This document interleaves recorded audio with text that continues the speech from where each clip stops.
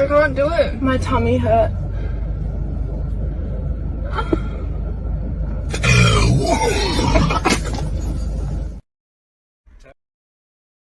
Time to do some sketchy shit. Doo-dah, doo-dah. Hope I get away with it. Oh, the doo-dah day.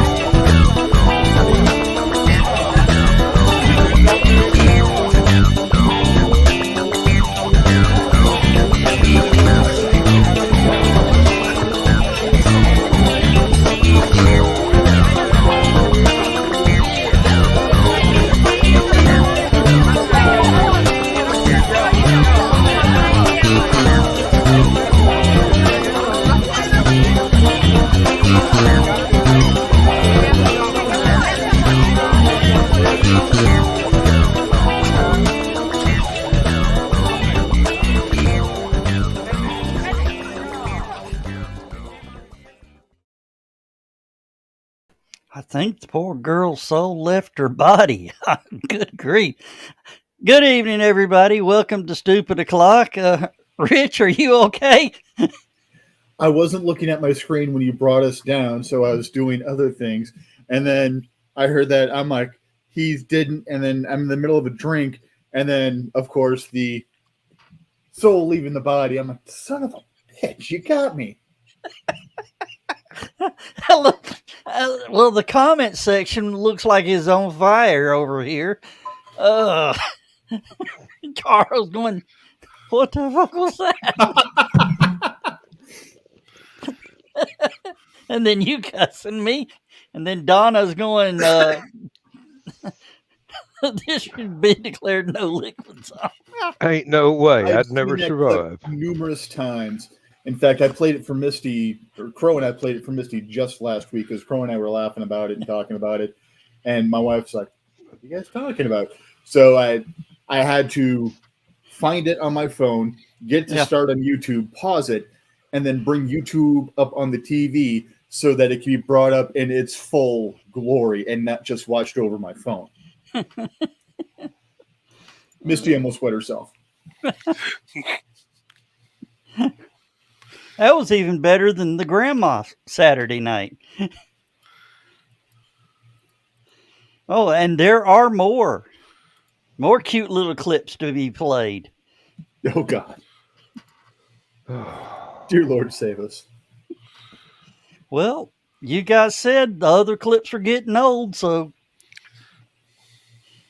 Oh.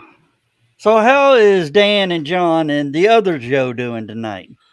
Doing good, doing good. I'm having a little bit of trouble with my sinuses. Evidently, I walked through a cloud of some chemical at work that I haven't run into in 45 years.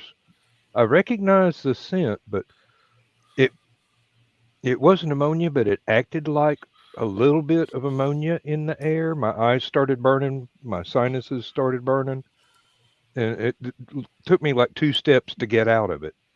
And then I had to come back the same way and walk through it again. And that damn near knocked me on the floor.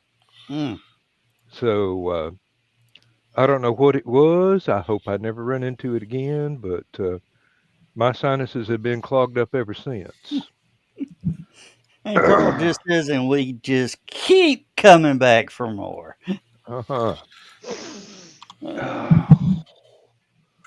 Guys, y'all should know when I'm involved, something's up.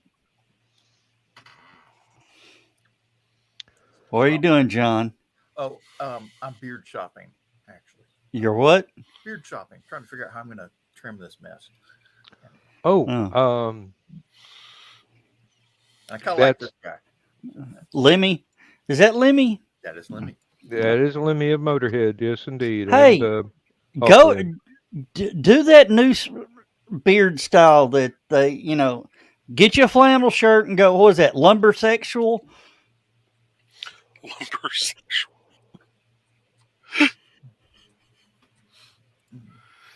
You've never heard that, Sam? You've seen them with the flannel shirts and the lumberjack beard, and ain't never picked up an axe in their life. The only time they've ever seen a chainsaw involved a leather mask. Yeah, and not in a fun way. It only involved fictionalizations of Ed Gein's life.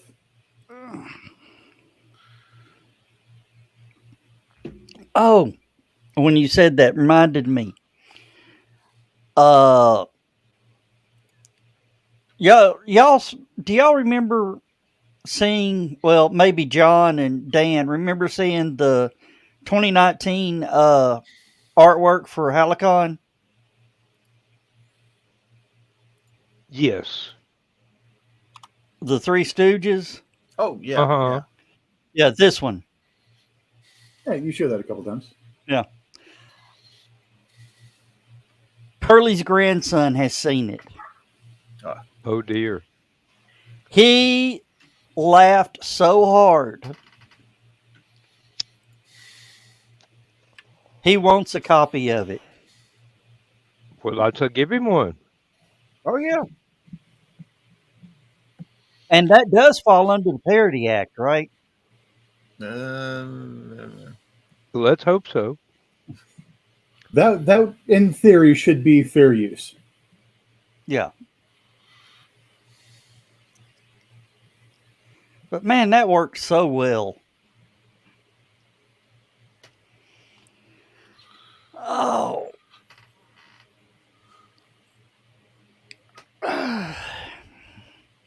Hey, I did actually find a chiropractor that says they'll actually work on me. Uh-oh. I just got to sign 4 releases. Mm-hmm. And a contract that if anything goes wrong that we split the settlement.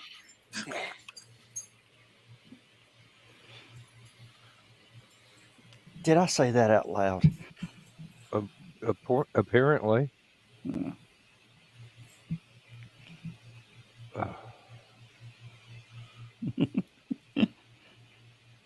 Oh. Okay. Well, I don't understand what do you... Okay. Are you still doing cipherings, Joe? What's that? Are you still doing cipherings? So I went through and I figured out, I found a pay item for sidewalk, which is 4-inch. Yeah. So that gives you a general thing. Converted it back from square yards to square feet, multiply by the 4-inch, divide by 27, then multiply that by the unit price of that item for that particular contract, and it's $2,200.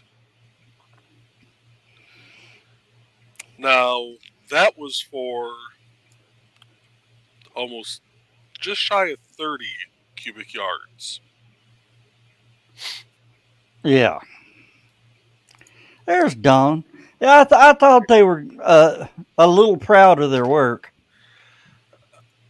They better have rebar lining gold on the inside of it. What, John? Don's sound ain't working again. Yeah, it is. Oh, I'm sorry. I thought you did the sign language thing. I thought you were going to get a microphone or headset. No, I forgot something. If I fall, it's because the cat's up there. Sure, blame the cat. Here, kitty, kitty, kitty, kitty, kitty. Blame the cat, not the tequila.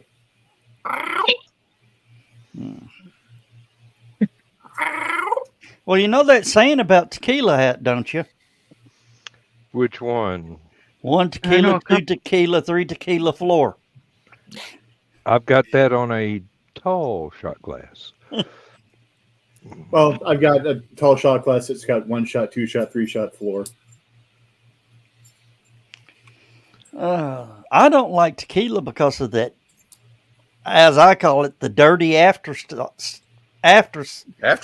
Dirty sock aftertaste. I don't like tequila because I drank so much of it the last evening of my 23rd year of life, the first morning of my 24th year of life, that I tasted nothing but tequila for the next week. I don't like the after effects. I'm not fond of breaking out in handcuffs. See, I told you it was the cat. I only paid about like $20 that entire night for drinking. My friends only covered it about another 100. But the rest of the bar patrons and the bars were very, very free with the various libations coming my way that night. You were masquerading as the machine. I wasn't able to taste anything after the first hour of drinking that night. Granted, we started at 6 p.m., but still. And we stopped drinking around 2 a.m., and I was still drunk at 10 a.m. Not buzzed. I was still drunk at 10 a.m. Reminds me of my 25th birthday.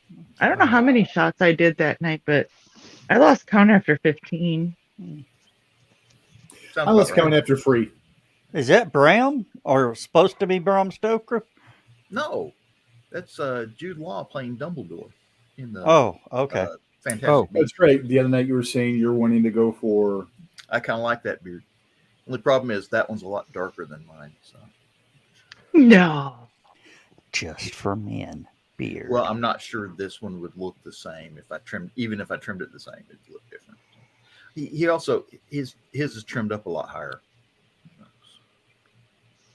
I don't know His face also angles a lot more sharply from here down than yours does. Yeah, I have wider cheekbones. Yeah. He has a pretty face. I have face hammer nails. Which brings me back to the Lemmy beard. It's all that Lemmy is God. Which brings us back to Doe, a deer. That's something you need to take into consideration too, John.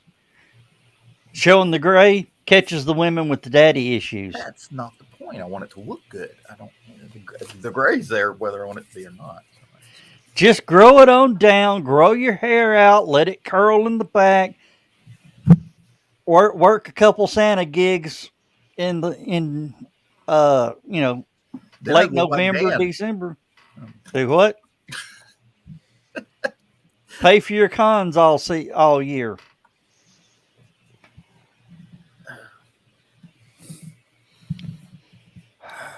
Well, the thing is, if he grows it out to Santa length, he's got to make sure that the Santa gigs aren't paying for the chicks who have the Santa kink. That Santa might be kink. that might be a little underage. Yeah. Who wants to be Santa's little elf? Sit on my lap and tell me what you want, honey. Who wants to be Santa's elf? Not the That's green never room, ended guys. well. That has never ended well. He's Don't got ask a me how I candy know. cane for you. Oh. Have you No, been you guys were talking about the tequila and all that. Dan, have you ever went to the conventions at the Century Center in Atlanta, Quite the possibly. hotel? I think Anachrocon was there for a couple of years before they moved to the out there by the airport. Well, we were closer to the airport in a little bitty hotel the first year, and then we moved into one that had a really impressive atrium in the center of it. Yeah, and glass elevators. Yeah, that's the one. Okay, yeah, I really liked that one. I was, you know who Dimitri is? Yeah. I was talking to Dimitri. I said, I really don't like this bar here. He goes, why? I said, last time I was here, I asked the girl behind the bar. She goes, what can I get you? I said, a Jameson Neat.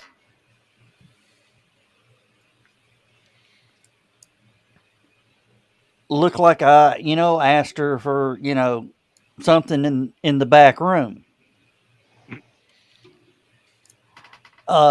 She turned, walked away, looked at the other bartender and whispered something in his ear, and he looked up at me like,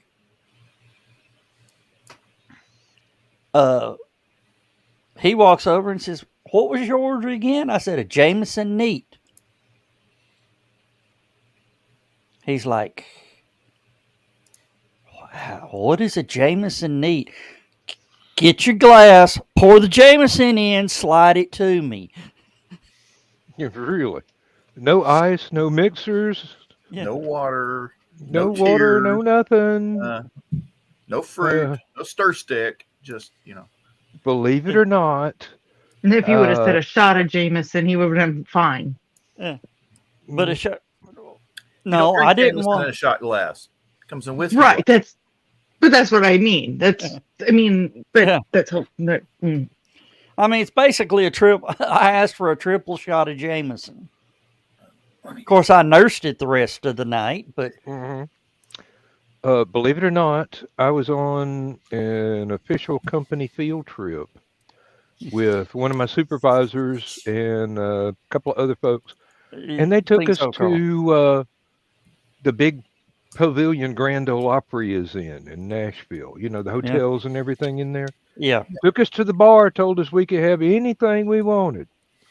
And I asked for basically Irish whiskey, neat, didn't care about the brand. I figured it'd be Jameson's.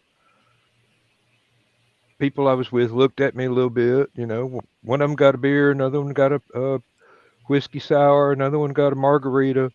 They come out and bring me a liqueur glass with 2 shots of Jameson in it. Set it down in front of me. My supervisor looked over and goes, yeah, that does look pretty neat. Hey, it was his joke. I had a lot of fun working for that guy. Oh. And that's the one I'm actually looking at right now. That's all right. Work. I think I can You've almost got that now. Yeah, just have to shave Losers always whine about doing their best. You just had to trim it up a little sharper on the cheekbones. Yeah. Oh, wait, no, that's in October. My toupee's not as long as his, but that's. His toupee is a lot shorter now. I don't think they buried him with it.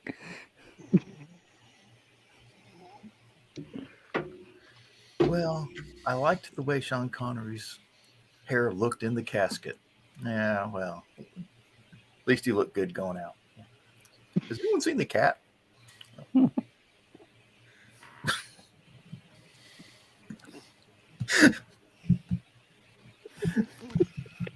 Oh,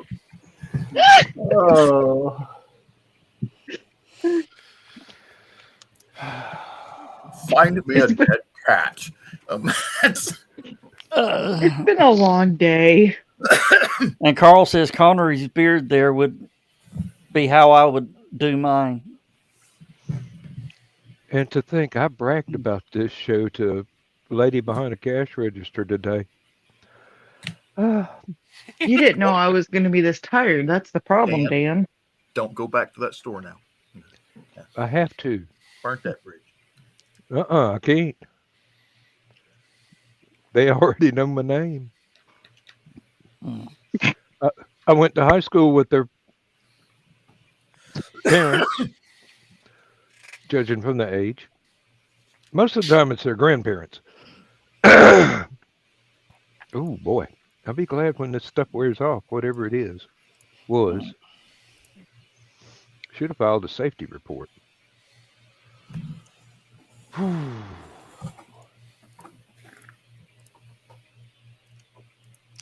Well, won't be as bad as the last safety report I filed at work, at my job.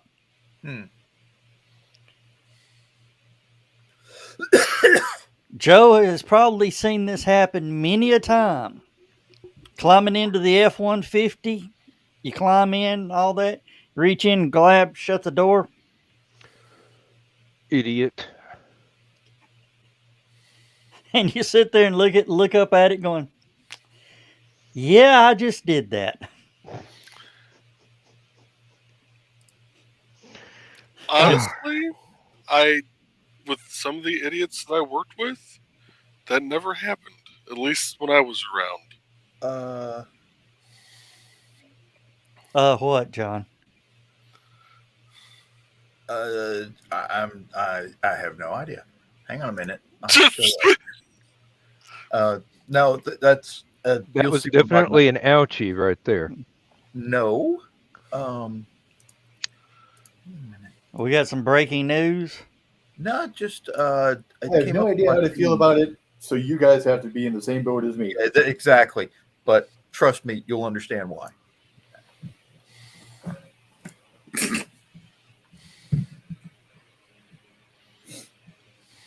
This is from Amazon.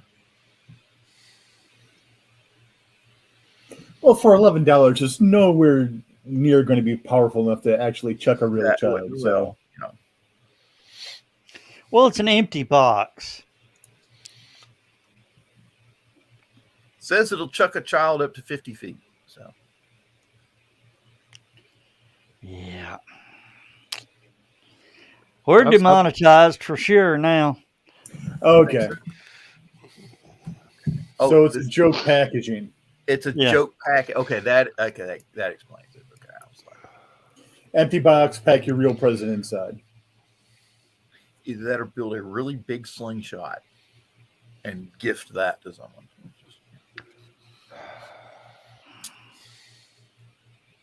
That would be great as a what do they call it? Where you have the baby shower. That would be a great baby shower gift. That would be funny. If you've got friends who are really good with fabrication, have them mock up an ultra lightweight model trampoline and put it in the backyard, and then inside the box have like a remote control, and then package saying the real person's outside, bring the kid.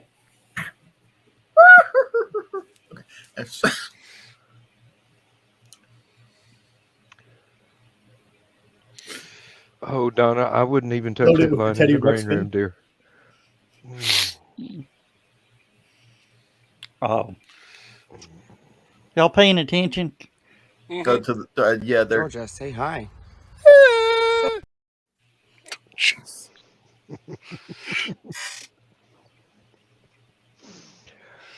Oh.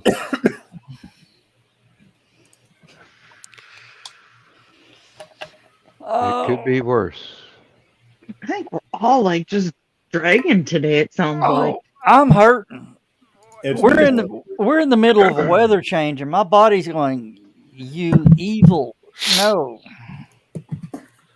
Oh, That's a Lindsay just got an email about about 10, 15, something like that, saying that a package had been delivered, something that she had mail ordered, and she didn't know exactly which one because she does a fair amount of mail order stuff.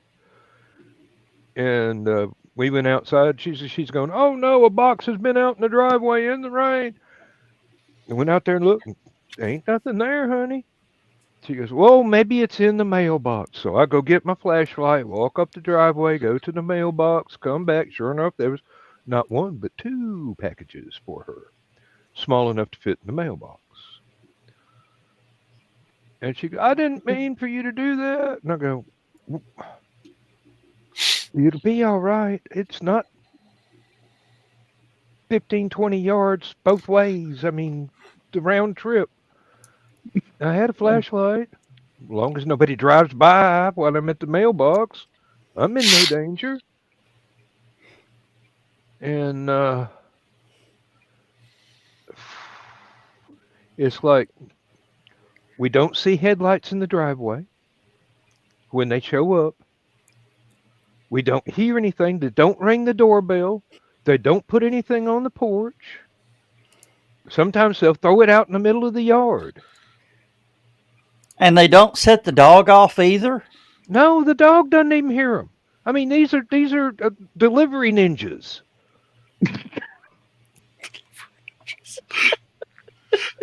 oh, make you.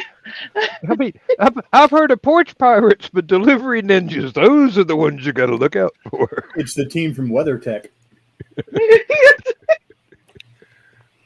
The next time Talkwood is doing Art Time with Nick, I'm throwing Delivery Ninja out there as a thing for him to try and draw. That should be easy. Just lines in the air depicting motion with a box at the back. Well, I've got a question. Delivery Yeah. ninjas and plot bunnies. Oh, yeah. Now,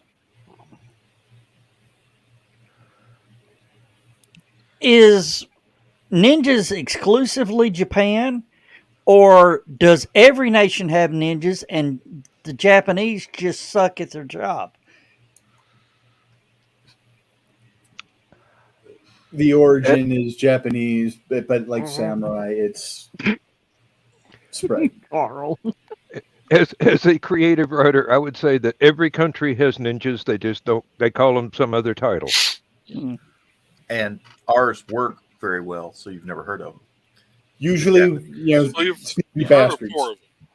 You've heard of 4 of them. They happen to be mutant turtles. I was thinking SEAL Team 6, but you know. Well, you've also got American Ninja. Warriors. Beverly Hills Um, Ninja. Well, Beverly I'll Hills tell Ninja. you. Problem is, when SEAL Team 6 shows up, Was it Michael Dudikoff? by the time they leave, everybody knows they've been there, especially with the flaming helicopter in the front yard. Ooh, hey, there's a Halloween decoration for you. What? Build you a fake tail from a helicopter, put it in your backyard with smoke rolling off of it.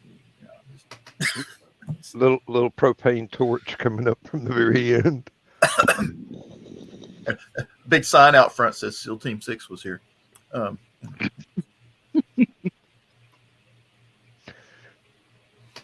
Yeah, but we never hear about what they do Rich when they thinking don't about- screw up.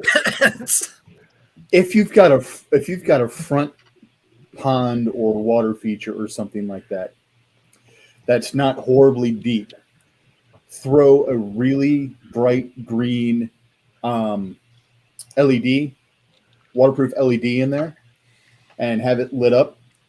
Get yourself a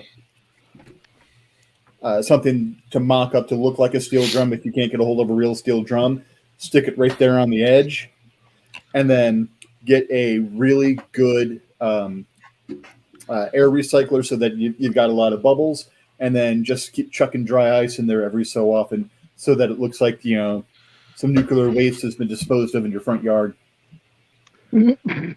Oh, I've lost my plot bunny. I just got the squirrel of mass distraction. Yep. Lindsay, we got all four. Lindsay's got them packed away. We're afraid the dog will jump up on the bed. We usually keep them on the headboard of the bed. All the stuffed animals that we don't want to become pet toys. But she's afraid the dog will get up there and drag one off that really means something. And I will get very upset. Well, they are irreplaceable now. Yes, I know. They're limited edition. And Yeah, we but got ours from the source. And he ain't getting no more. Yep. Yeah. He's just about gave up on publishing. What do you mean just about? All he does now is podcasts. Yeah. He does not have anything in print coming out for anybody, because he was my first publisher. Ah. That's where the Marinebrium book was put out. Okay. Dark Oak Press. That's why I asked for my rights back after a few years. I mean, it was a long time past when the contract was supposed to expire anyway, but I was still getting royalty checks.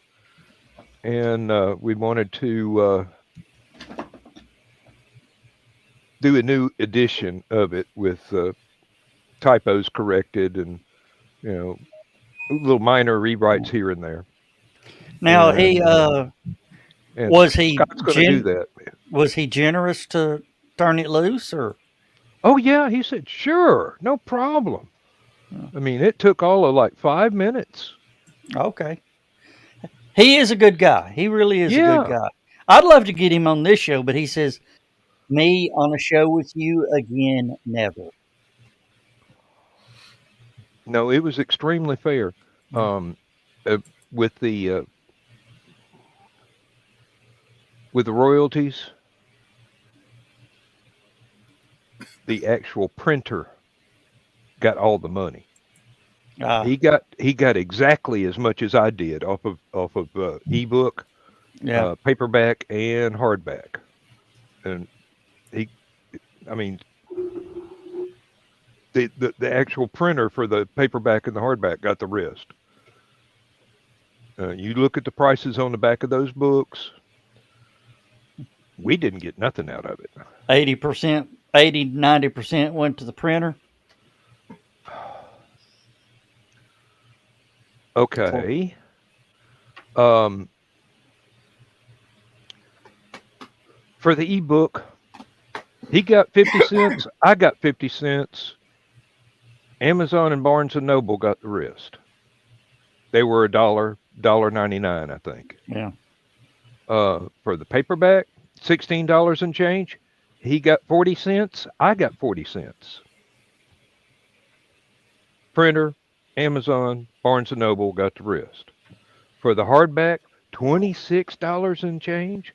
He got 30 cents. I got 30 cents. The printer, Amazon, and Barnes & Noble got the rest.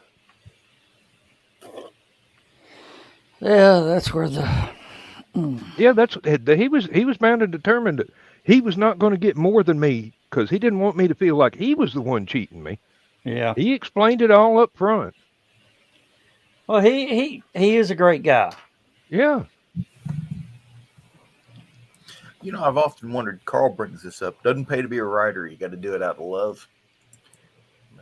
I wonder if Stephen King made more off his books, his movie rights, or his cameos in the movies.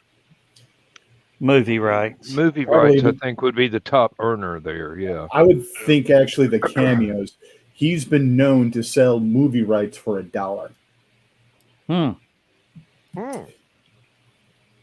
He actually has a shelf in his office that he calls his like $1 club or something like that, where he'll put the things that he sold for $1 because it's he loves to see new up and coming directors and writers in movies take a stab at his stuff, and he'll sell it for dirt cheap. That's why, and Frank Darabont is one of the producers that he works with to do a bunch of that cheap stuff. And Darabont is a great producer, direct, or whatever his title is. I think he's done a lot of it, of all of it. But he had a big part of bringing Walking Dead from the comics to the TV, I believe. Yeah, and then got screwed out of it. But Castle Rock Productions was Dollar Babies. I believe that's what King called it. Now that I think about it, Dollar Babies. No, I'm not a Stephen King fanboy at all. I think I'm going to hell for that lie. I think he probably one of my favorite episodes of Quantum Leap was. Yes, I remember. His name was Stevie. And at the end, his mom rolls up in the 59 Plymouth Fury with the St. Bernard hanging out the window. Hi, Mrs. King. Hey, Cujo. Just can't make this stuff up. Because that's the one where he leaps in and he's coming out of a coffin with vampire teeth and stuff like that, if I recall correctly. Yeah, that's the one. I know they've done a couple of Halloween episodes. And I loved old Quantum Leap. I only ever took umbrage when he leaped into Crown Point, Indiana. Yeah, that wasn't Crown Point in any way, shape, and or form, any stretch of the imagination. Oh, was that the one where he leaped into himself? No, he leaped into an army vet who was charged with the murder of someone at the Lover's Leap Cliff. Oh, yeah, there's no cliffs in Crown Point. A couple guys named Cliff, but I mean, no actual physical features. Yes. What was the Iron Man movie? Iron Man 3. Iron Man 3. It's the first terrorist bombing or whatever supposedly took place right outside Chattanooga. So they had the news crew show up from TV5. There is no TV5 in Chattanooga. There is no Well, TV. they probably did that on purpose. Yeah, but it kind of that might have been on purpose. Yeah. Yeah. And the thing is, the real five can't, or the real news crews in the area can't sue them. Well, the point that really grated a lot of the Chattanooga people is, God, the internet in this town sucks. What are y'all going to do about it? Do you remember that, John? Yes. This was like 5 years after EPB came in. Yeah, we had the fastest internet in the nation. It was you had to work for DARPA to have faster internet at that time. Yeah. That's what they get for filming something in Ontario and calling it Tennessee. It's what they get for not paying attention and doing any. That was another research. thing. Greensboro, North Carolina was where that was filmed. Yeah, Oh, and it was really? snowing. And everybody's like, it can't be Chattanooga. There's snow on the ground. Yeah. Well, what was that movie with Jason Bateman and Hey, Nita. shoot, the I can't stand her, Melissa McCarthy. Identity Thief. Yeah, Identity Thief. How they were rolling into St. Louis and they were doing the high shot of the bridge, crossing the Mississippi River going into St. Louis. That was the Tennessee River, and it was the Market Street Bridge because the world's only freshwater aquarium's right there in the background. And those of us who go to a certain convention know that bridge really well. Yeah, the singing bridge. Um,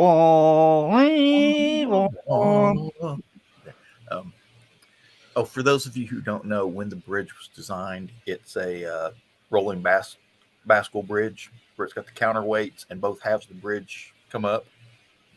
Okay.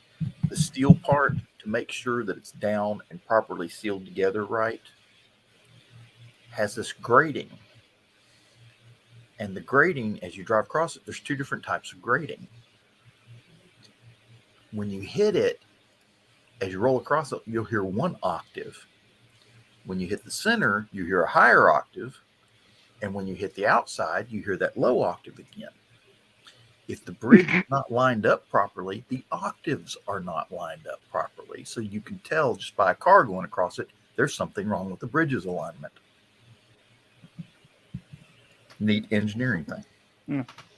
And the entire thing is powered by a 12 horsepower Briggs and Stratton. With strategically placed counterweights. Yes. Yes. Big, concrete, strategically placed counterweight. Carl says Donna loves those singing bridges like the plague.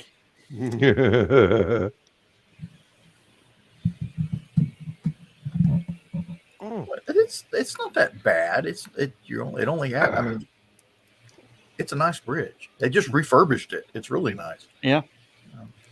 Now, well, Donna would really love the walking bridge. Oh yeah, the old Walnut Street Bridge. Yeah. I can remember going across that as a kid in a '67 Buick Wildcat, and having like pickup trucks come the opposite direction. And you thought for a second they were going to knock you off into the water because the whole bridge was lined with cyclone fence so that you couldn't go on the walkway because the boards were missing. Yeah. And there have been many mirrors traded on that bridge. You got to realize cars crossing this bridge, were 50s land yachts. On a 2-lane bridge. Call it one swap shopping. Now, strangely enough, it makes a great walking bridge. Yeah. It's what? 7/8 of a mile across.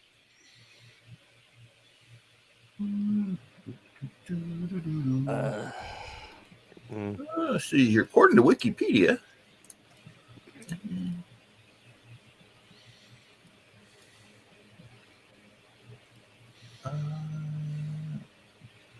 it was originally built in 1890. It is 2,376 feet long, or 725 meters, about a half a mile. So, a little under half a mile. Well, we've lost our title. What? What? It's not the world's longest pedestrian bridge. Oh. It's now in Gandanki River in Nepal. Yeah. Easy for you to say. Yeah. But it was custom built to be a...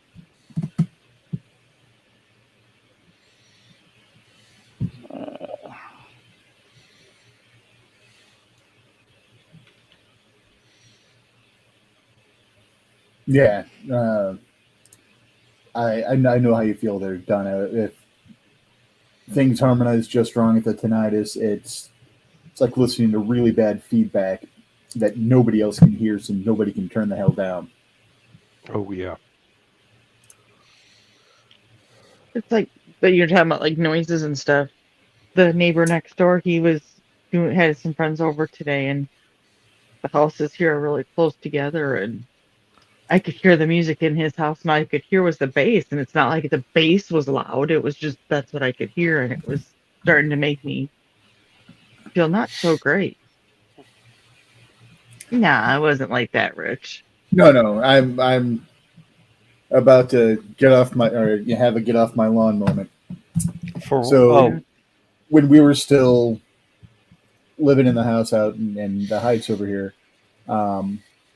last year,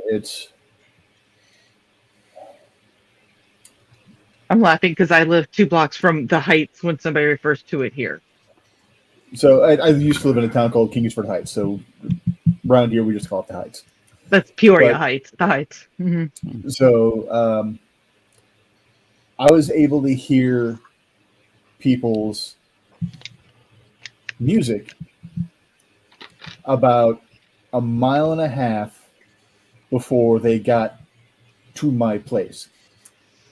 With my windows closed, all my doors closed, TV up full volume, I could hear their music. Now, I'm all for loud music.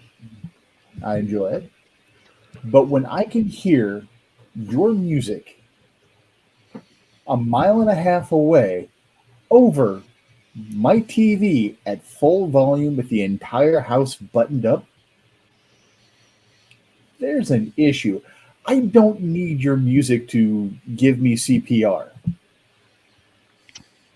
Well, where I live, just across the river is the River Park, where they hold the Christian Music Festival in May.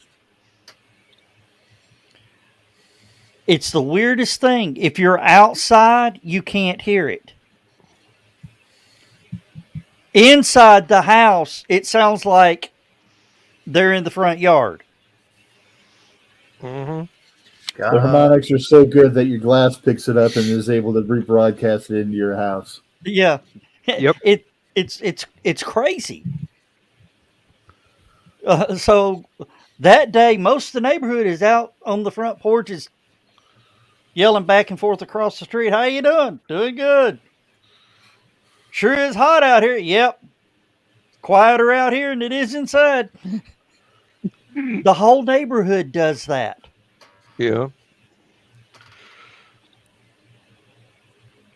I guess we're at the right level where the speakers are aimed or whatever.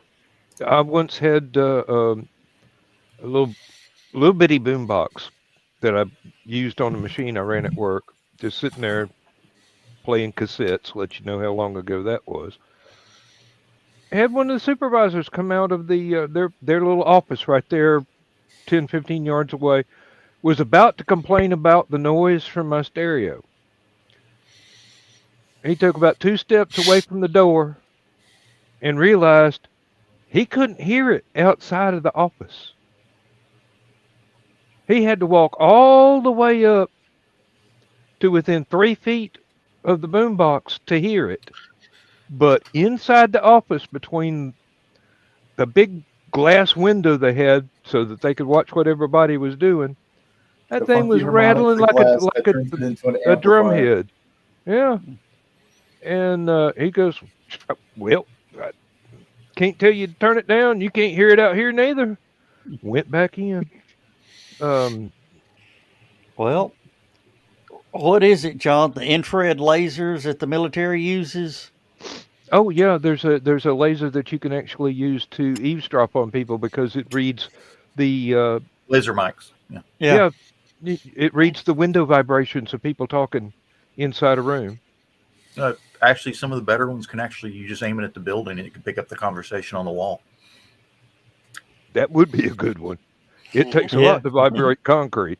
I know. And Now, One of my late night jobs when I was in the military was changing the cassette tape around for the cassette tape player. They had speakers attached to the wall to create white noise. now I know that Just mess with the Russian infrared mics. they often would coat windows with copper to prevent some type of eavesdropping. Would that have worked against the laser mics too, or is that some other?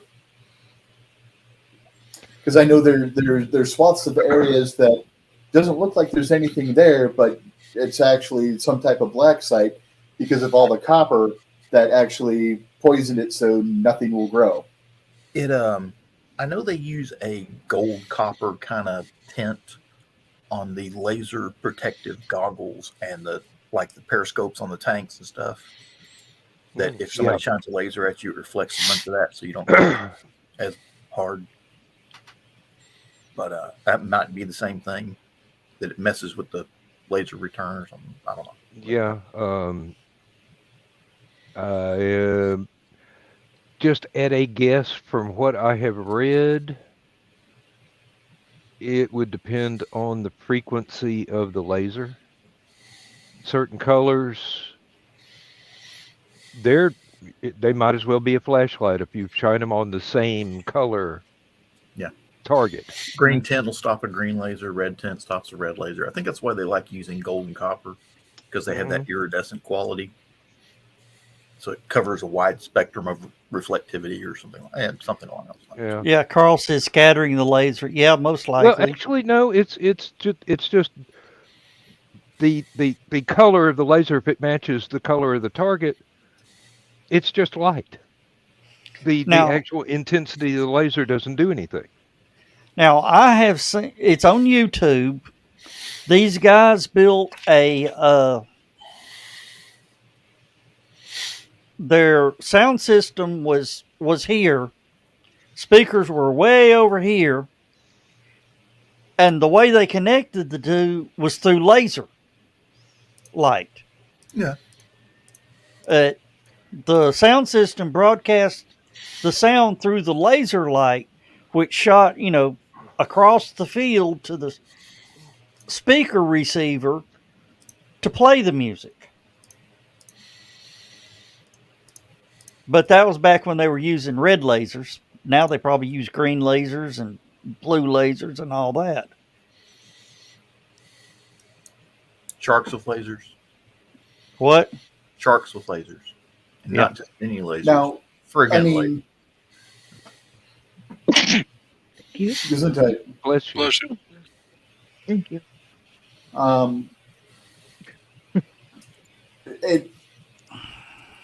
It's not too far off of the idea behind fiber optics, because fiber optics is just basically changing information to light and then light back to information. And that's why they've got really brittle glass tubing that goes for miles and miles and miles underground that breaks very easily. Show it a shovel. Just show it a shovel. Mm-hmm. All right. So when I think of lasers, I want a house to fill up with popcorn from a laser. World of Warcraft. We used to raid a lot, and our raid leader lived in Texas, and he ended up not being able to play for a couple of weeks because he and his family decided to go dig a new fence. Well, they didn't call before they dug, and he's the one that actually put his shovel through their internet line.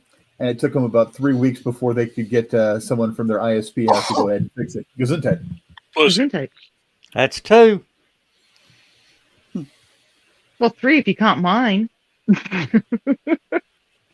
I only give each person 3, and then it's time to pull out the salt and the holy water and the fire. Yeah, because it didn't take, and you're obviously demonically possessed. I've got the fire already. Old habits die hard. I got Sean Connery. I'm okay. Okay, bring the demons on. I dare them.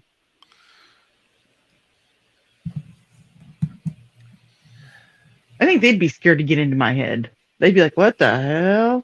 I'm out. Oh, there's a new movie coming out, and from what I've heard, it's going to be good. What? The Pope's Exorcist. That I think it's already out. I'm not sure. I'm not sure if it came out this weekend or what, but the reviews on it so far have been just really good.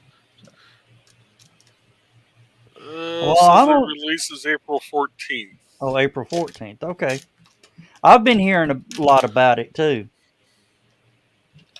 Of course, maybe they're going back to the old school idea of actually advertising a movie before they put it out. And, Yeah. Uh, The production company behind Winnie the Pooh, Blood and Honey, is working on a Peter Pan movie.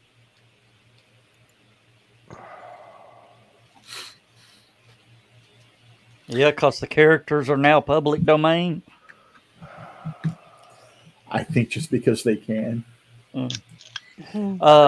Disney really doesn't want to go into a courtroom and fight that one.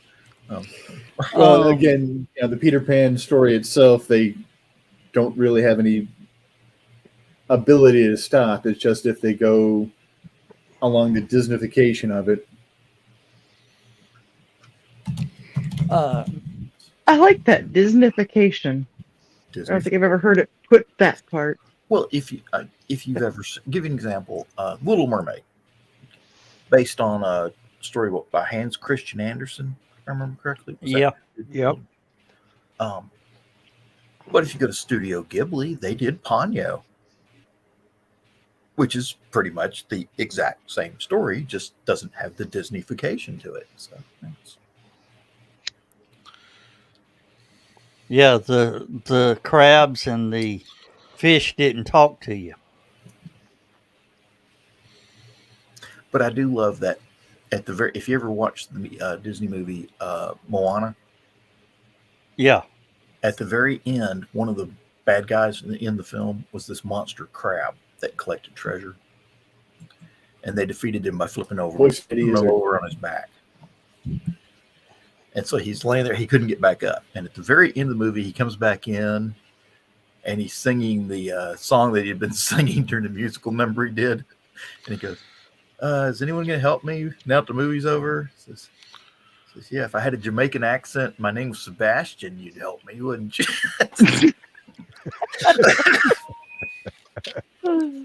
Well, in the movie Moana, where she flipped the little turtle over to get him back out to the sea. Okay. Okay, keep going. In Finding Nemo, there's a turtle that's a full grown turtle, Yeah. swimming Crush. around. At Disney, they have an interactive, little Finding Nemo, and he's actually a CGI character on screen interacting with people. Mhm. And somebody asked, "Are you the little turtle from Moana that got flipped over?" And the reply was, is conspiracy theories about that, but I'm not allowed to talk about it. It was like, whoa, and we were like, What was whoa, and then it was like, Um, what was the TV show? That was, I can't remember. I think it was on Disney Channel. I can't remember if it was Nickelodeon or Disney Channel. But iCarly. The TV show. Nickelodeon. Huh? Nickelodeon. Nickelodeon. Okay. That explains it. Because they did this one episode where they went to Dingo Studios, which was the largest animation company on the planet, and they kept stealing everybody's work. And they took a character that this guy had written. They took his character and they were using it in a big production. So they went in to get him to confess that they had stolen his character. So they went in, and while everybody's running around trying to get the goods on this one animation class or whatever you want to call it that had stolen the idea, the other guy, who was this conspiracy theory nut, went around backstage or in the back area of the studio, and he comes back and he had live recorded and put on his internet website pictures of the guy that started Dingo Studios, his frozen head inside of a chamber in the back of the studios, and said, "If you don't admit you stole it, and give us the rights for it. It says, I'm going to post this to the internet. No.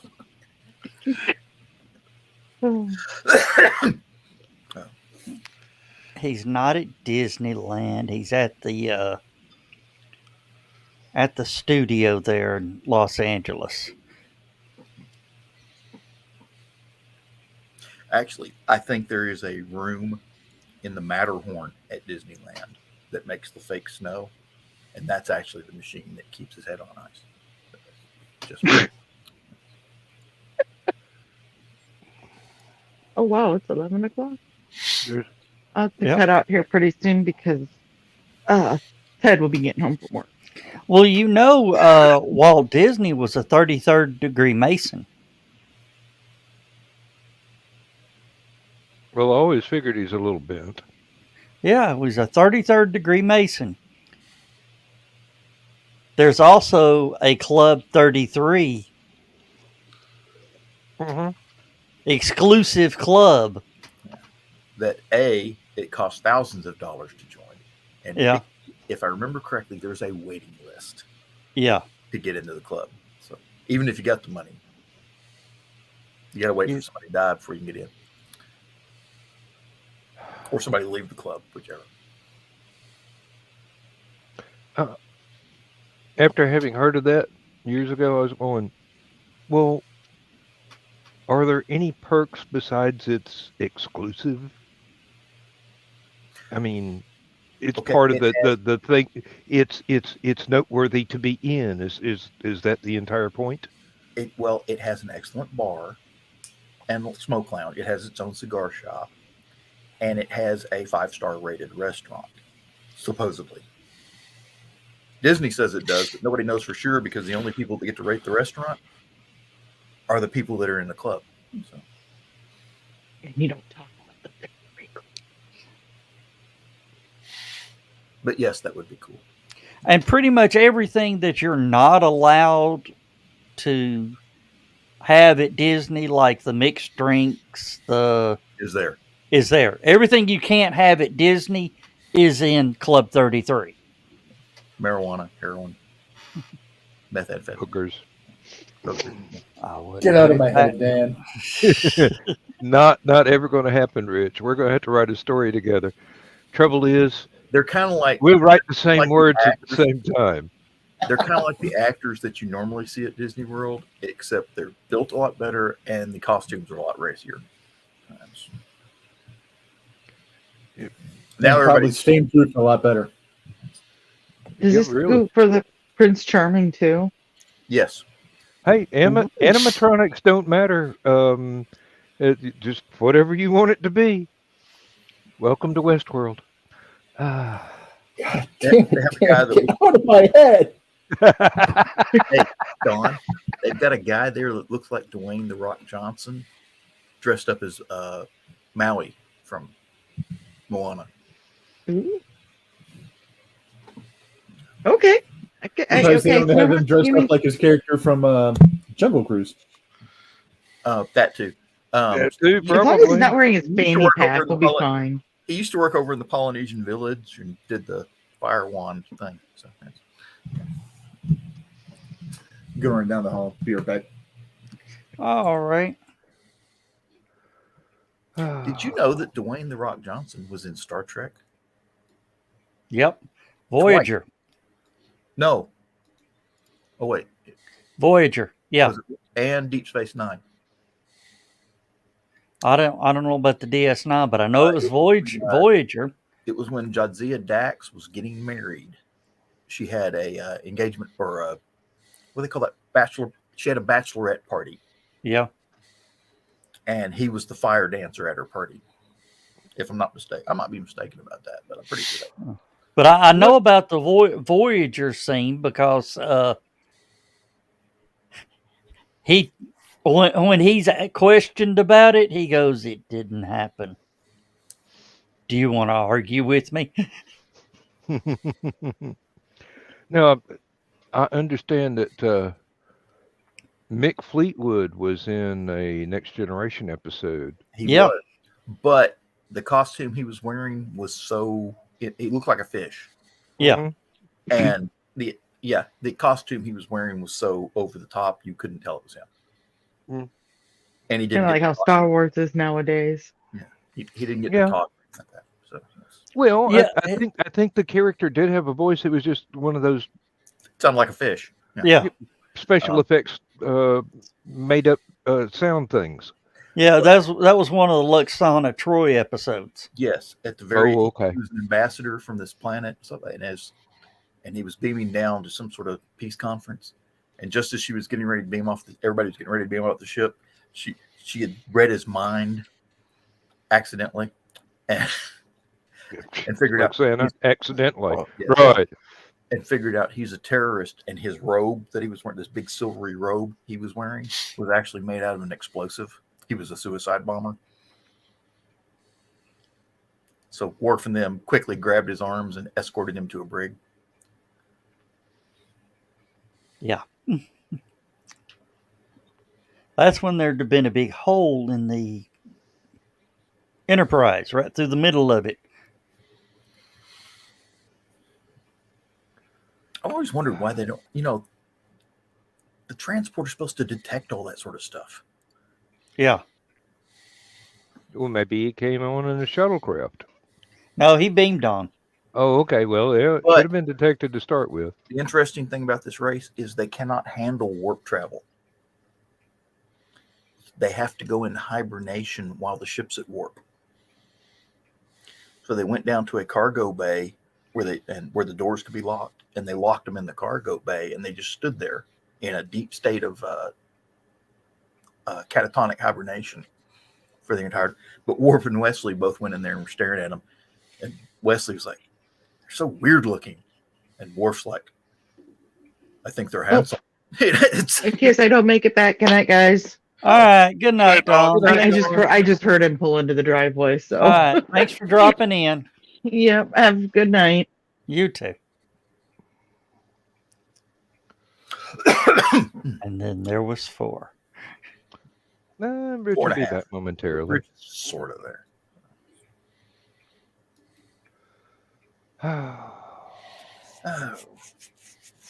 Yeah, it's getting a bit. Yeah, I've got to trim it. I wanted to let it grow out as much as possible, so when I trimmed it, it would look nice and even. Yeah. Trouble is, if you habitually sleep on one side, it gets flat. No matter how well trimmed it was before you went to bed, the other side sticks out, and the side you slept on is flat. You've got bed beard. Not to be confused with the famous pirate. That would be interesting. Be a pirate and basically shave your beard on one side, let the other side grow out. Call yourself Bedbeard. Actually, Larry Niven has a planet where the aristocracy shaves one side of their face, but leaves a little spike of beard coming out on the cheek, and then shaves the corresponding cheek so there's a bare spot. So they've got half a beard on one side with a bare spot, no beard on the other side with a tuft of hair coming out. That was one of the things I liked about Babylon 5 and the Centauri. Was your rank in Centauri society, you had that big hair thing coming off the back of your head. And the more important you were, the bigger your hair. And all the women shaved their heads. Don't sound fair at all. Well, apparently it had something to do with their role in the society. Yeah, but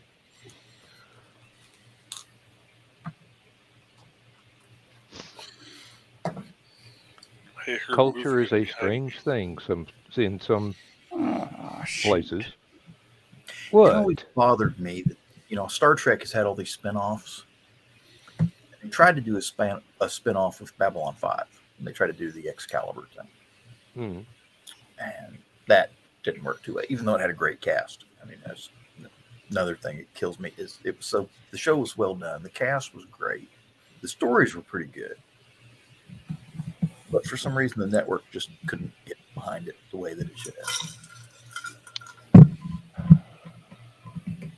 There's so many science fiction shows that could have been great if the production behind it had. Aren't they rebooting Babylon 5 though? Hmm? Aren't they rebooting Babylon 5? I heard that a while back, but I haven't heard any news since then.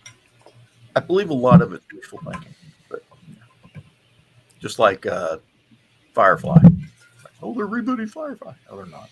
Yes, they are. No, they're not. Please reboot Firefly. Firefly has lost its edge, sadly. I was going to write a fan story for a Firefly sequel where Mal has died, Honora has died, the doctor's moved on, River still shows up from time to time, but the ship was basically being run by Jane. What's her name? Kaylee? No, yeah, Kaylee's still there. The black girl. Zoe. Thank you, Zoe. Zoe. Yeah. Jane, Zoe, Kaylee, and Mal and Honora's daughter is still on the ship. And basically, the story starts off where it's like her 16th birthday, and they're basically going to turn the ship over to her. And that, it's like, it's your birthright, so it's your ship, kind of thing. And the cast goes on from there. And then there were going to be some new characters, new blood. And occasionally you'd see some of the old characters pop in, doing guest shots and such. I actually sat down and outlined a sequel to the last season of Blake 7. He dies. She dies. Everybody dies. No, nobody died. Turns out the gunshots were somebody rescuing them. The guards that were trying to kill them died. And turns out the Blake that got killed was the clone. The real Blake has been captured. No, he was the one that rescued them. And just to make sure that Avon doesn't try and kill him again, plants a bomb in his chest that is tied to Blake's heartbeat. If it ever stops, Avon's chest blows up. It was an idea. Well, since everybody's watching the reboots, has anybody watched the Quantum Leap reboot? No. They tried the first 3 episodes. They tried so hard. But when they started spending more time and inside the drama of Project Quantum Leap over being trapped in the past, I gave up. The premise of Quantum Leap is the character who has leaped back, trying to set right what went wrong. Now he's just a side story. Am I pretty much calling it, Rich? What I read into the story as I'm watching it, and granted, I'm, like I said, 3 or 4 episodes in, is they're using a lot of the outside story to try to figure out why he left, because the guy that leapt back was just an analyst. He was a coder. He was not supposed to go back. He was supposed to be the new Al. And the chick who's the new Al is the person who was supposed to have left. Yeah. So it's uncovering a story of, it looks like him and Al's daughter are trying to find what happened to Sam and possibly rescue Sam. So I can understand how it spills over. Because you can't get all of that from a guy whose memory is Swiss cheese. Now, that being said, I think it takes someone who's truly interested in that particular story to get everything out of the new Quantum Leap. If you're looking at the new Quantum Leap expecting the old Quantum Leap with new faces, it doesn't pay off.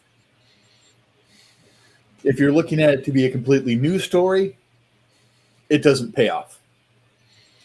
If you can get behind it being a mixture, it's probably going to pay off more. But I don't think that's the majority of the fan base. I think that's the writers and their wish list and how they want it to go. Mm-hmm. And they're very politically correct. Extremely politically correct. Painfully so. Well, I've got to admit, I never intended to watch it, even if I had broadcast TV. So it's on Peacock. That's how I've been catching up. Same here. Once I had heard the pre-production stuff and everything else, I'm going, doesn't sound like a story that I'd be interested in. Well, Scott Bakula has now been brought in. There's stories of him being on set towards the final episodes. Interesting. Which is, you better at least have a tease of the premise of the series.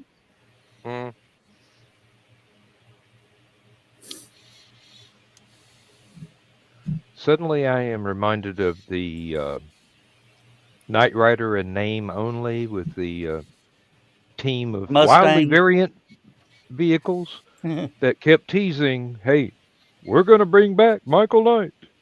Yeah, they do. In the last 32 seconds of the final episode, with the sun behind him, and not the correct voice for this silhouette of a character. I can understand why they wouldn't use the real actor. Too expensive, too famous. Might have had contractual obligations that would prevent it, but voice work for 2 sentences should not take too long. I mean, look at the last episode of ER. Shit, they brought back George Clooney. Mm-hmm. And there was only 5 people on set. Clooney, the actress, the director, the sound man, and the cameraman.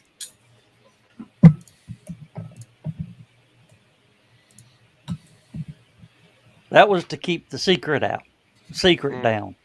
Yep.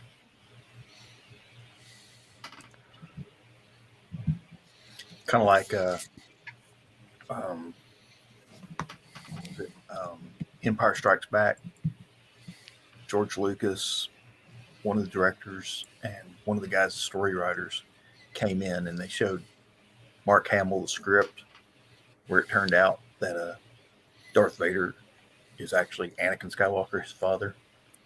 He said, "Okay, we're showing you this because you need to know, but," says, "if it gets out, there's only 4 people that know this. So if it leaks, we'll know it's you."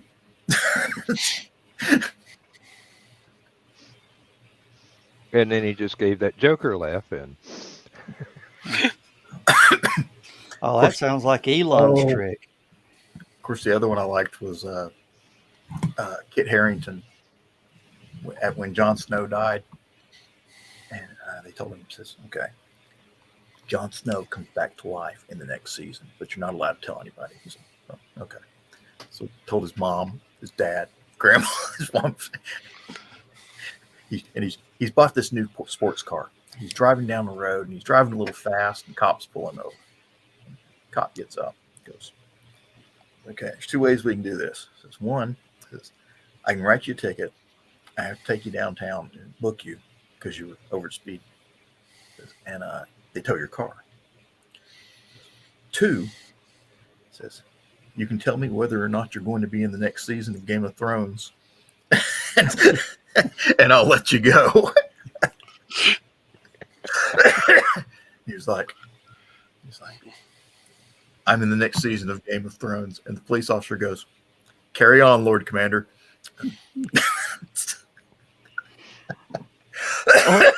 When you're talking about the leak of, on Star Wars, everybody that gets an email at Twitter from Elon is worded just a bit different. So that if the tweet makes it out, they know who leaked the tweet. Yeah. Mhm. I mean, it's got a digital fingerprint on it. So what was the other one? Oh, the Tonight Show with what's the new guy's name? Fallon? Huh? Jimmy Fallon. Jimmy Fallon? Yeah, Jimmy Fallon. Tonight Show with Jimmy Fallon had Maisie Williams on there. Oh, yes. Oh, yes. And she gets on there, and he keeps asking her, says, so what happens for your character next season? Says, well, I'm not allowed to tell anybody. She goes, well, I'm not allowed to tell anybody that I die next season. And she's like, oh. No, it was I have this one memorized, and he asked her she said, I can't, and he goes, I understand all that, and he says, can you tell me some of the great things or whatever? And she says, where Jon Snow does this, and when Arya dies was real. And the whole audience I mean, it's deathly quiet in the audience, and she's going, and Fallon's going, what? And she like, you can see her having a panic attack. And Yeah. She gets up and goes to walk off stage. And Jimmy looks at the audience and gets up and goes after her. And, and they both pop their heads back around the curtain and go, April Fools. April Fools.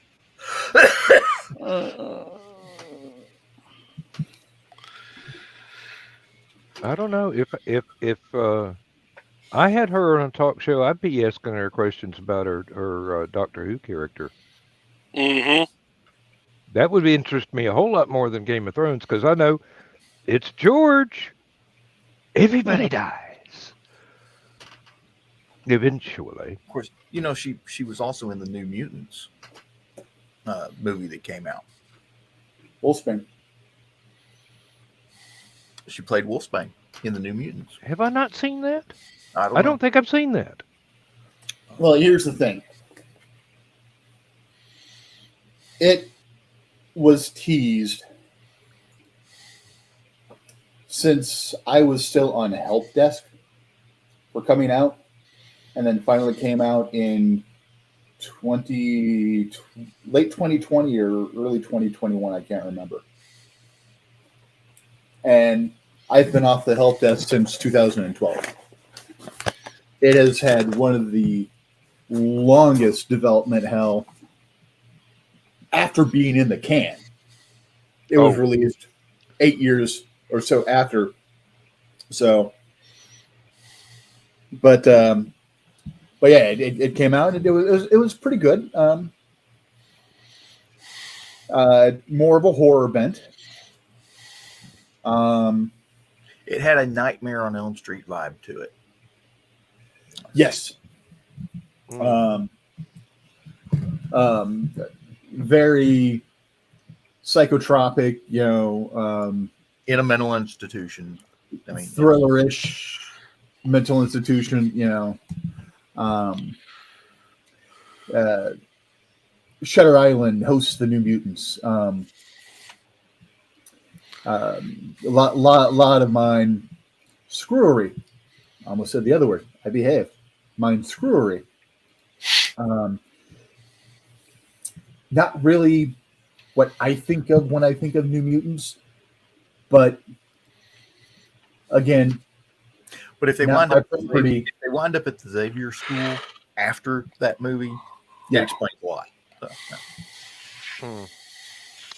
Yeah, there was a I believe it was a made-for-TV thing that tried to be New Mutants and actually had some people from the comic books.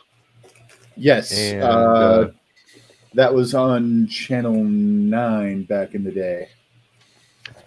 well, Up here, WGN. actually, I did watch it, and I go, this is pretty close to being okay. I wish the character interactions were just a little bit sharper.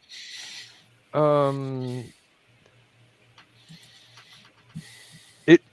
it came so close, but I thought as a viewer that it just missed the mark by the tiniest bit. And then there was another one that was an entire series that I'm going, why did you license them to do this? Mutant X, I believe, is the series you're thinking of, Dan. Yes. I do believe that was the one. If it had come on and been promoted as its own thing with no connection to Marvel The Comics actual- whatsoever, it probably would have been better received. But because it was so much in a different direction, people just could not get behind it. The viewership kept dwindling with every episode. I stuck it out to the last episode, and I'm going, I think they need about 3 more to tie this up. But sadly, 'twas not to be. It could have been great if it had been its own thing. Now that I've run into that several times with shows and movies that try and tie back into a certain property just for the publicity value, and then when you actually see it, it's got nothing to do with what they were supposed to have bought the rights to. If they'd done it as its own thing, it would have succeeded because they tried to piggyback off of a fandom of something else. It failed miserably. If you have Disney Plus, you can watch the New Mutants. I do have Disney Plus. Lindsay wanted to see the Beatles movie, so I got Disney Plus. Yeah. Oh, and Rich, Megan on Peacock. Oh, okay. I know what you're talking about. I've seen the adverts for it. That when you see the behind the scenes, it spoils a little bit of it. But wow. Oh, the one that's spelled M3GAN. That's on Peacock. Yeah. Mm-hmm. All right. Some weird killer doll type movie. What if Starlink or what if Skynet was a Care Bear? Yeah. Pretty much. That's a damn good description. No. There's one that's closer. Teddy Ruxpin. What's the one about the girl robot who's a combat expert? Oh, Ghost in the Machine. No, No. no, no. Um, something that starts with an A. Alita. Uh, Alita, Battle Angel Alita, Alita. Battle Angel. Yeah. Now imagine Alita, Battle Angel is Chucky. That's what Megan is. Yeah, yeah. No, okay. Yeah, I will say that's closer. If you remember the movie Small Soldiers, Yeah. where the GI Joe dolls go into the girl's room and they modify all her Barbie dolls, Modify. and it, what was it? Gwendy, the Gwendy dolls. She had the entire Gwendy doll collection, and they went in, they took all the Gwendy dolls, and they did the Frankenstein routine where they were turning them all into killer robots, and they were using them as cannon fodder. So the first one that jumps up and comes in and reports to the commander goes, "Cannon fodder Gwendy reporting for duty, sir," and she has a knife blade attached to the back of her hand. Salutes and cuts the top of her head off. Oh dear. That was such a, that was, Oh. it's kind of funny. That was one of the Joe Dante things, but like Gremlins, but it had a great cast. I mean, just Robert Picardo was in it. Dennis Leary was in it. Tommy Lee Jones did a voice. Ernest Borgnine did a voice. All the soldiers. Greenwood did a voice. from the, No. yeah. all the guys that played soldiers from the Dirty Dozen did voices of the soldiers. Oh. Phil Hartman was in it. That was his last movie. Actually, it came out after his wife killed him. Kevin Dunn.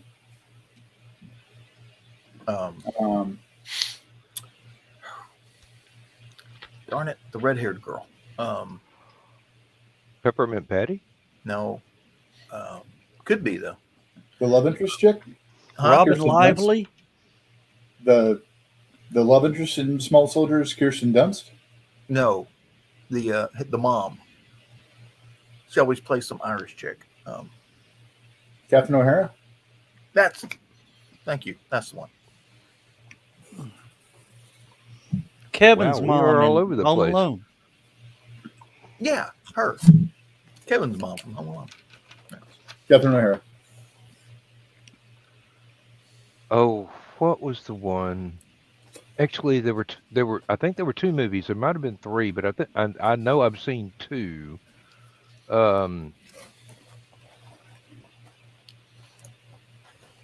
Basically, cop from outer space gets to Earth, finds out he's 6 inches tall compared to everybody else. Oh man. Dalaman. Dalaman with you. Tim Thomerson. Yep, and he was in Full Moon Entertainment. Hercules and Xena as a recurring character as well. Tim Thomerson. I A just- staple of Full Moon Entertainment. Mm-hmm. oh, man. And his co-star, the pistol, the wildly 375. Rich just gave me a great idea for a Twilight Zone story. Do you remember the episode with Agnes Moorehead? The Zanti Oh, wait. Misfits. Hey, the girl I'm thinking of is Anne Magnuson. Oh, Um, the one where the alien spaceship crashed into the roof of her house, and she ends up beating crushing the spaceship, but the spaceship was from the U.S. Air Force, and they were only this tall. It's definitely not the one I was thinking of. There's no dialogue in the whole show. The It's only just her- dialogue, Her reacting emotionally to everything. yeah. Yeah. I just thought of a brilliant side to that. Write an episode from the aliens' point of view. the Air Force guy's point of view. She's a biggin.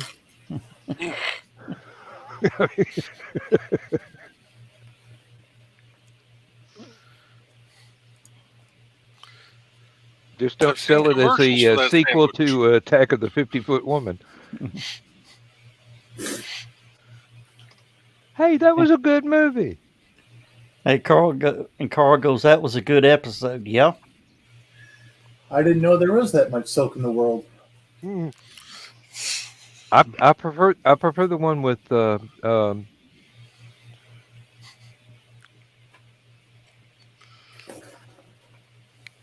Lou Costello. Same premise, only more family friendly. Of course, Rich just made me think of that meme of the cat standing between the girl in the short skirt. I don't see any resemblance. Then there's a beaver down underneath. Me either.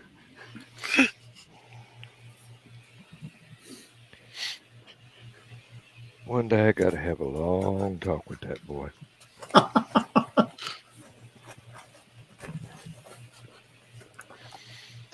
The woodshed may be involved.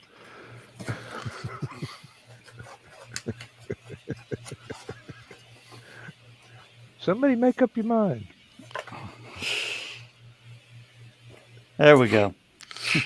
Oh, okay. You because it mentioned me and you were the one told the joke. You had to keep cutting it back off, right? Yeah. Uh-huh. Nicely played. But while we're on the topic, Which one? Shit, we've covered about 6 dozen so far.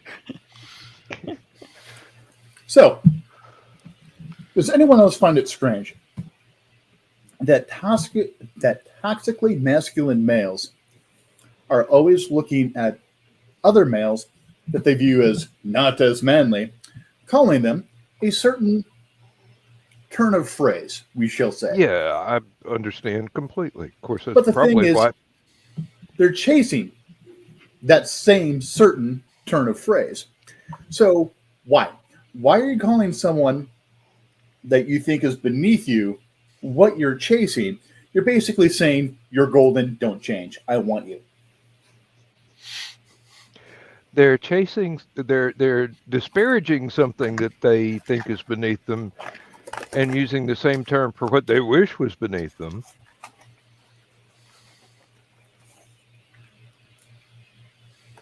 How much more obscure can I get? That was apropos, wasn't it? No, my phone has turned stuff on that shouldn't be turned on.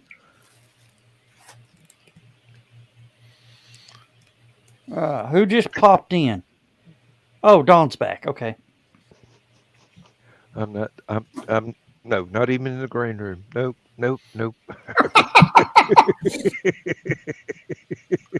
Don, you have no audio. Of course. Well, shit. Yes, the green room. Okay.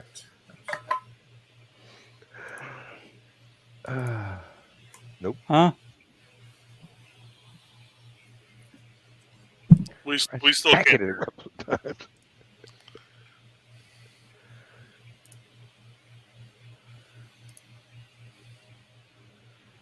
Percussive maintenance may be needed. No, because they live too far away to try and fix a tablet or phone or whatever she has. Okay, now she's writing an answer. Nope. No, she took her earpiece out of her right ear. Did you turn the Bluetooth on? It may be the batteries may be low. Nope. Okay. So she can hear us. I feel for you. You shouldn't be able to hear us. We're terrible. And she's mucking about with it and starting to curse, and it finally comes through. Yeah. Son of a no good mother.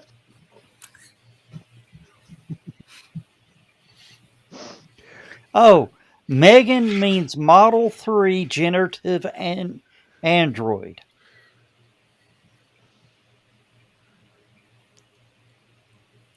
Well, apparently that's all she needed to know. Unless she's just going on and coming back in. Yeah, well, sometimes that's the only thing that works. Oh, son of a gun. You thought I was going to say son of a bitch, didn't you?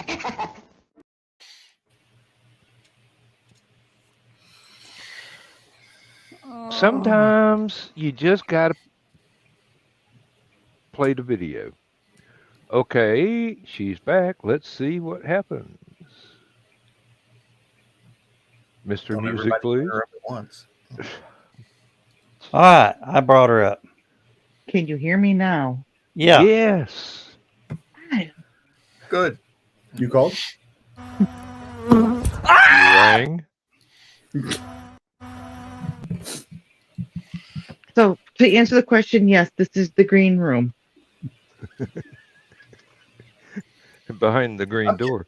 Hey, Dawn, have you Yeah. tried turning on the green screen effect to see if you can like put stuff in the background, like like a house on fire? No, I have Now- not. Now, John is in my head. That was one of the same thing. It It's would contagious. work to an extent. Because I've had my green screen kind of sitting back before in its little storage area, and I've been messing around, and all of a sudden I'll see, like, behind the code pop up on it. It's like, huh, okay. I don't want to touch anything that might. I got the microphone working. That's all we're going for tonight. But I see Lemmy's back.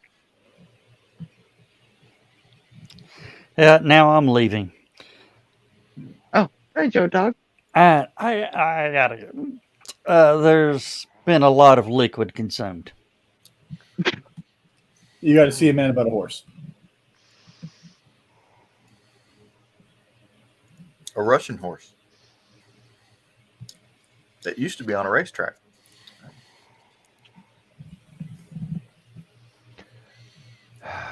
Just when you thought it was safe to come back into the chat room. Not with you guys. I knew it wasn't safe. It's never safe, because I'm the quiet one of the group that just comes up with the one-liners here and there.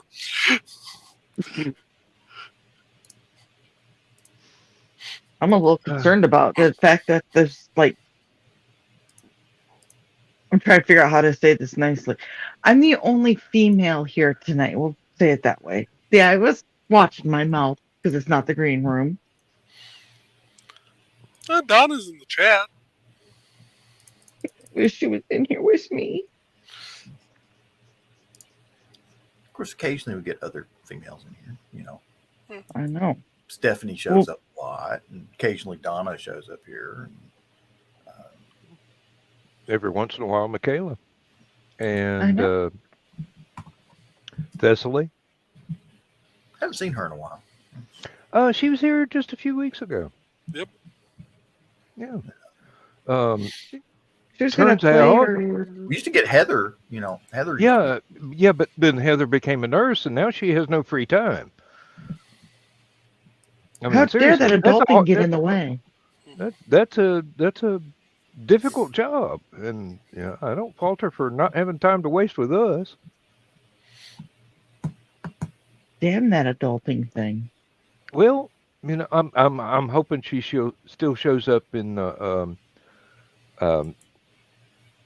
Armchair Rocket Science, because that was one of the things that she really liked. And ask and you shall receive. Cats are so stupid. Okay. Hi, Joe Dog. Welcome back. How you Donna?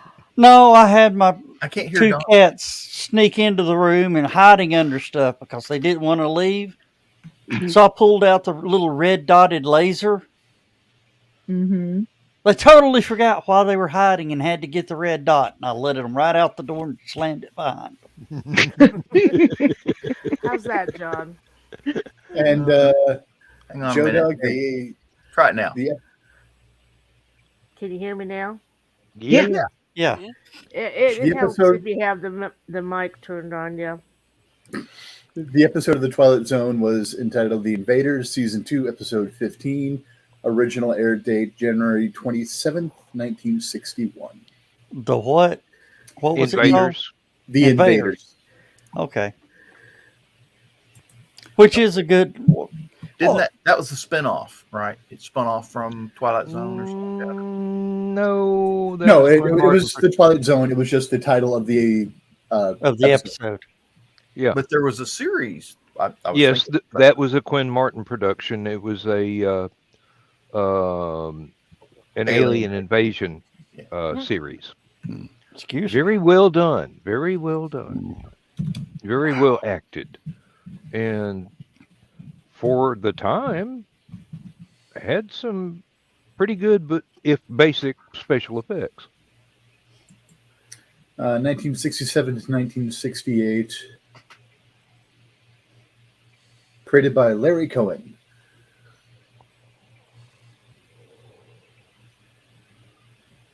I was And thinking- being a Quinn Martin production, it was one of those things where you had a cliffhanger scene, you went to a commercial, you came back, and you had the splash screen to bring you back into the story. Michael They did- Rennie, Richard O'Brien. Is it the Richard O'Brien? Let's see here. He would have been about 12. In 1967? Born Well- in Fargo, North Dakota. No. I'm going to say no. And great. Seriously, I was only 10. He's got to have some time on me. The one you're thinking of, the Rocky Yeah. Horror Picture Show shock treatment, Yeah. Yeah. flip But, player, of course, and Now, Flash because I Gordon. mentioned Michael Rennie, the frickin' Rocky theme is Rocky horror theme is going through my head. Yep. Those are two very different themes. Oh no, he's just reading my mind again. No, Everybody's- I said Rocky, and then I had a Oh, popcorn you had kernel the in my other throat, so I paused, and then I restarted with Rocky Horror Picture Show. Yeah. Well, no. I meant to say the as soon- entire thing, but I got As- hung up on a popcorn kernel. As Yeah. soon as you said Michael Rennie, double Michael feature Rennie science was fiction ill, popped into my head. and Yeah. the earth stood still, Oh, but he told us. Oh, where what's to the oh? stand. Stella Stevens died. Oh, damn. That was earlier in the week. The 17th. I just heard about it. So 9 days ago. Complications from Alzheimer or dementia. Oh, she was a sweet lady too. Oh, I think I posted it to my main page. There's a video with Randy Travis in it, and some guy singing one of Randy Travis's songs. Oh, it about killed me. You could see Randy. Randy was there, but his body wasn't. Mm. You know, he had a stroke, Mhm. and he's lost the ability to speak.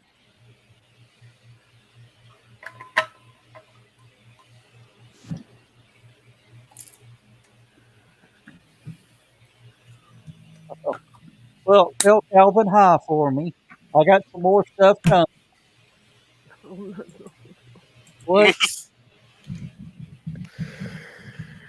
What?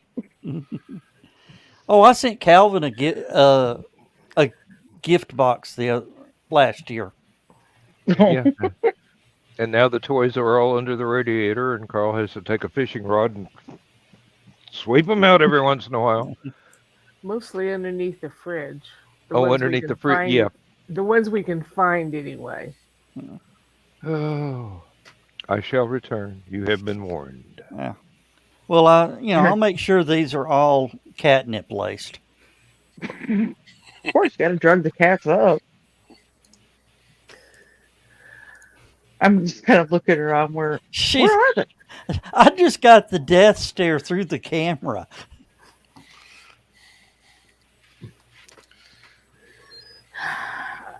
Where I are the could cats? chip him down to you. Okay. The cats or Carl? Both if he wants. We'll take the cats.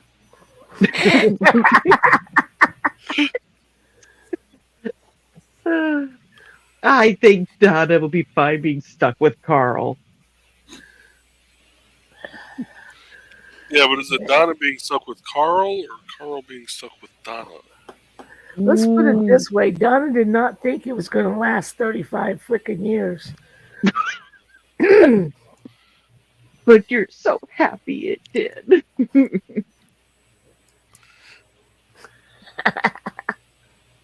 You didn't agree with me. Oh, well. Yeah. I never had good luck with long-term engagements. I'd had 2 failed engagements by the time I met him. Like, okay. Oh, hell, this engagement went through. Before I met my Donna, 3 months is the most they could put up with me.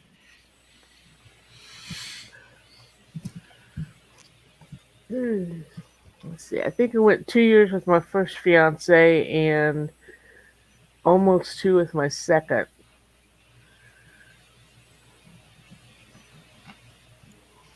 I was engaged for 6 months, and then I was in a long-term relationship for 2 years, and then he's sitting next to me on the couch, and we've been together now for over 16.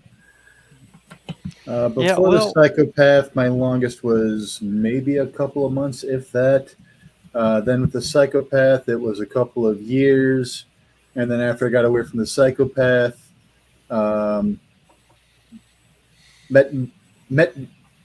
figured out Misty was interested in me as I was trying to escape the psychopath, actually. Trying to escape to Hungary, of all places. And then after, having something translated from hot chick to dumbass, I could figure out that, yeah, she liked me. We started dating, and a year and 24 days after we met, Misty and I were married, and the 29th of December was our 18th anniversary for being married. Oh.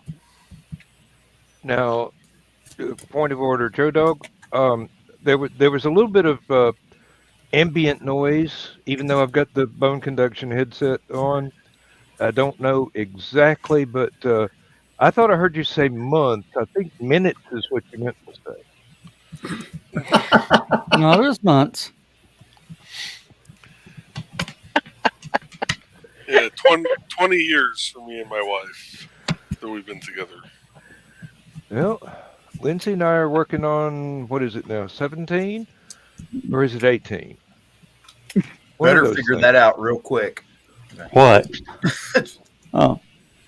No, I knew my wife 114 days before we were married.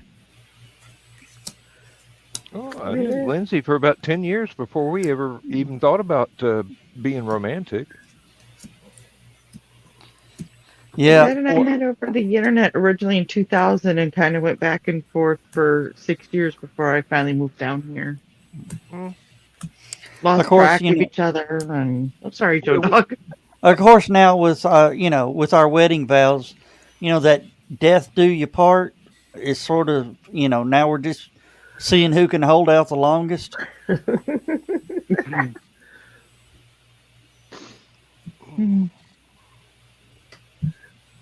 It was at my mom and dad's 50th or 40th that I called them. I wished them a happy anniversary. They're like, yeah, when you make a goal and you reach it. And I'm like, yeah. And the other one goes, well, we're calling the lawyer tomorrow. They did it, but I was like, seriously? So they're at 50, years, 51 years now.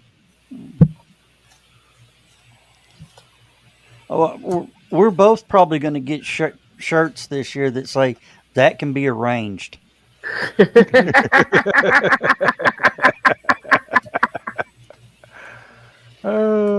And only people that know us will get the inside joke. Mm-hmm.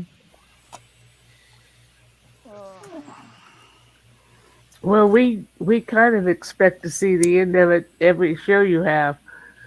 And when she comes in, you're like, oh, is this going to be the time that she delivers the final blow? Is this going to be a strangle or is this going to be a snuggle? I keep looking for the frying pan.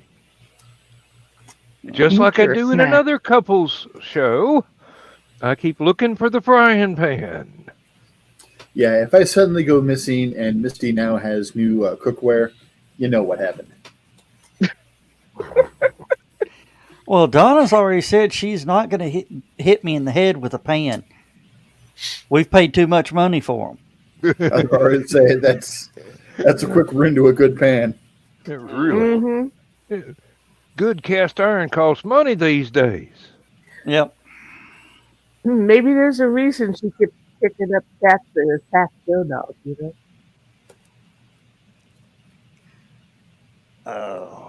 Well, guys, we are getting to that time to where we're going to have to start. It is just about time. Yep. Holy snackies. Let me duck over here and get to Brand and get things set up on my side of the screen. Okay, we are ready to commit some more sketchy shit here. And all I'm going to say is, everybody, I've got new little clips, so you may want to stay around till after the close. Uh-oh. Should we be afraid? Very. With Joe Doug, yes, usually. Hey, Dan, you going to toss out Last Man Standing links? Already did. Did you? Yep. Double night, Dan, that's on Friday nights. There they are. Right before Ryan. Yeah, that was on there. All right. It is time. Let's say goodnight, everybody. Good night, everybody. Thanks, everybody, for tuning in. We'll catch y'all Thursday night.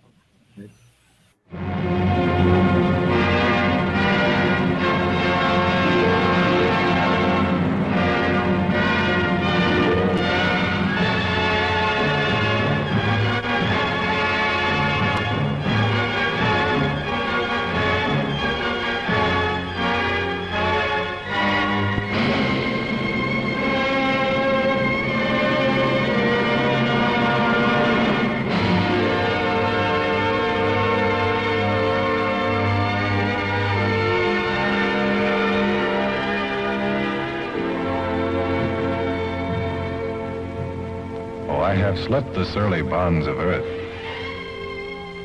and danced the skies on laughter-silvered wings.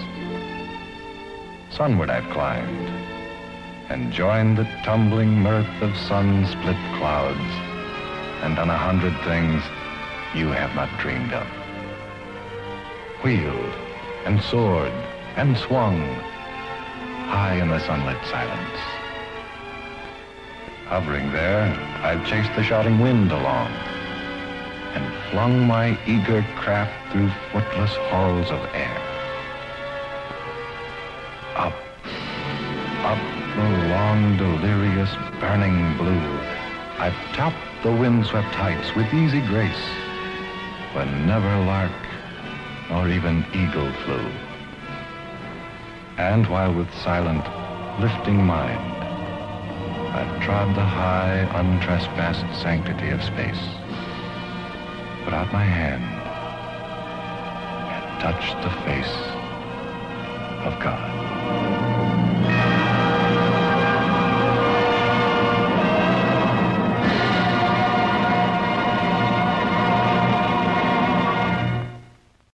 Where did you come from? Where did you go? Where did you come from, Cotton Eye Joe?